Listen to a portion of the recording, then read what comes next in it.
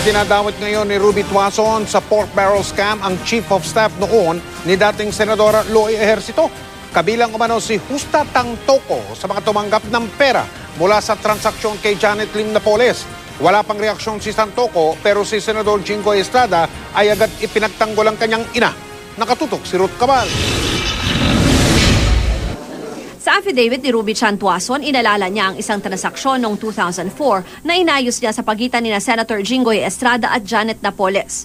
37.5 million pesos ang halaga ng transaksyon at 5.7 million pesos daw ang komisyon ni Estrada.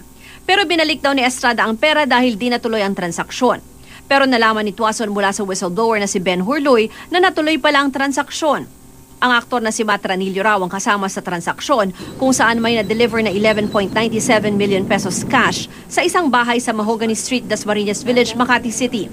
Sa kanyang affidavit, sinabi ni Tuason na ang may-ari ng bahay na ito ay si Justa Tantoco. Isang taong malapit sa mga Tantoco ang nagkumpirma sa GMA News na bahay nga ito ni Tantoco.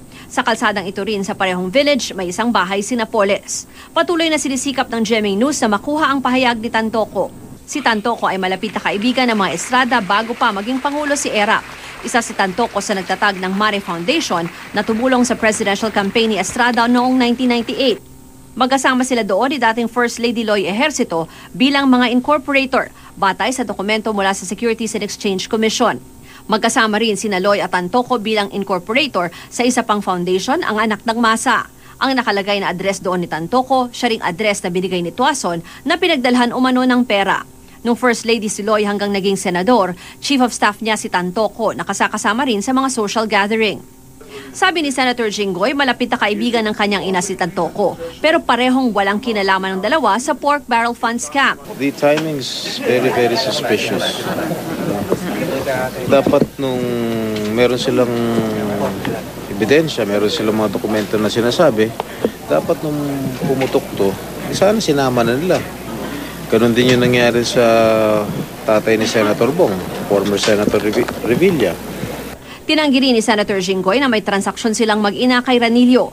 Ganito rin ang sagot ng senador nang ilabas ng GMA News noong nakaraang Disyembre ang isang exclusive report kung saan pinakita ni Ranillo sa korte ang mga disbursement voucher na nagpakita ng transaksyon ng aktor kina Senator Loy at Jinggoy para kay Napoles. Kinasuhan kasi ni Napoles si Ranillo sa di pagbabayad sa sasakyang binili ng aktor.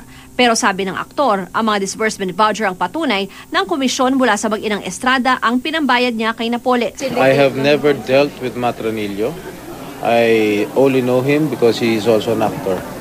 He belongs to the movie industry.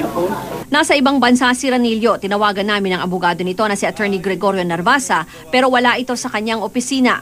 Sabi ni Justice Secretary Laila De Lima, kasama na sa iniimbestigahan nila ngayon sina Loy Ejercito, Tantoco at Ranillo. We are pursuing that already given the new information provided by Mrs. Tuason sa kanyang affidavit. Ruth Cabal, Nakatutok, 24 Oras.